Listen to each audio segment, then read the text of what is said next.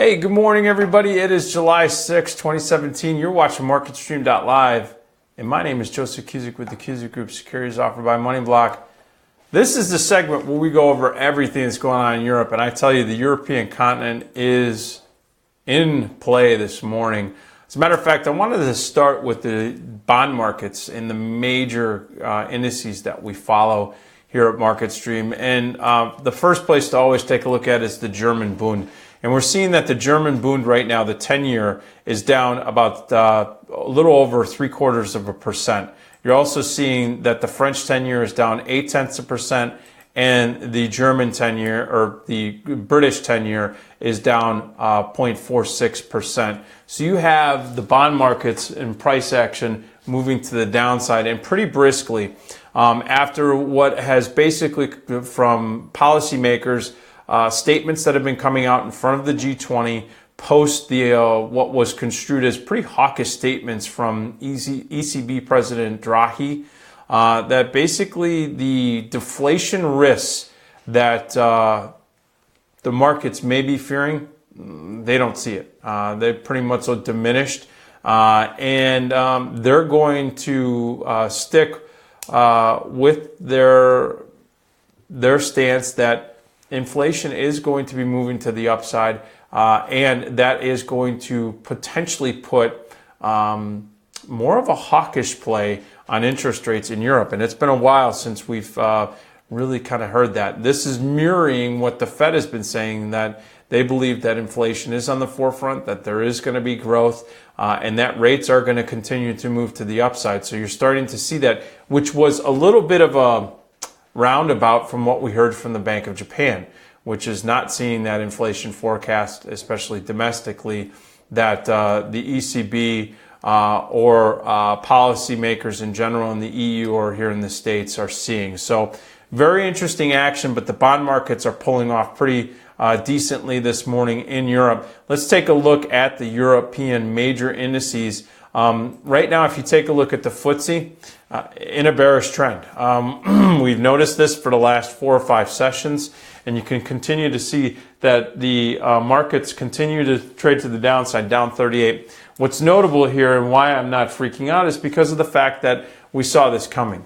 We saw it coming when it broke its 20 and then it challenged its 50-day, and then early last week, into the holiday, it broke its 20 and its 50-day moving average, settled below, and it has been in this range where now the bears have been taking control.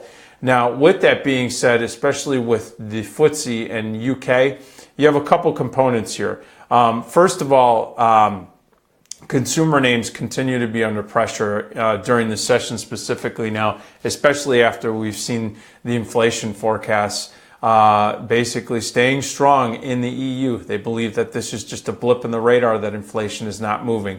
The other thing is that we've seen that energy continues to waffle. We've specifically, when you look at the crude contract, it's firmed up this morning. We're back into that $45, $44 level, both on the West Texas contract that trades here in the States, as well as the Brent contract that trades in the Middle East, Russia, and so forth. So you see that weakness. EWU is an ETF you're going to want to watch. It is up about a penny. This is the ETF that we pre-market at 33.35. But again, in a bearish trend. Let's watch this very closely. It doesn't mean that the overall trend of the British markets or the EU markets has shifted to the bears. It just means that in the short term and intermediate term, that the bears have taken control, and there are some profit takers on the short term and intermediate term for the bulls. With that being said, watch the bonds. If they continue to slide in price and yields going up, that's going to be a positive potentially for securities, because that money's going to have to go to work somewhere. One of the areas that is benefiting this morning, even though the markets are down, is finance. In the UK, we see that finance is up. We're also seeing in the French CAC, while we have the CAC down 45 and it's below its 20 and 50-day moving averages, you are seeing, though, that finance is holding up and is maybe a silver lining at this juncture. And when you see rates going up in bonds, and bond prices going down. That's a benefit for finance. But you are seeing that there's a challenge right now for June lows. And this is something that the bulls in France have to be careful of. The bears have taken control in the short and intermediate term. This is something that we're going to have to watch very closely and see how this market closes. It's been in a tight consolidation, and it looks like if it breaks down below this level here, which is the gap that we had back in late May, or I should say late April, we had a gap up. So basically, you're looking at next level of support right around 5,100 is where you're going to see next level of support on the CAC. Watch EWQ. That's an ETF that tracks. It's actually opening up pretty flat this morning, and it has not broken its 50-day moving average under, even though you see the CAC 40. Let's see how this thing holds up going into the open here in the U.S. Finally, taking a look at the German DAX. Large caps are under pressure this morning. DAX is down 97. As we had noted, the German 10-year Bund is up almost a little over 0.75%. But you have pressure in all the major large cap names. Names like Bayer, Merck, BASF, all down between 1 and 2%. This is putting overall pressure on the market in Germany. Let's see how EWG opens up this morning. It looks like pre-market it's going to be flat, but it has finished below its 50-day moving average.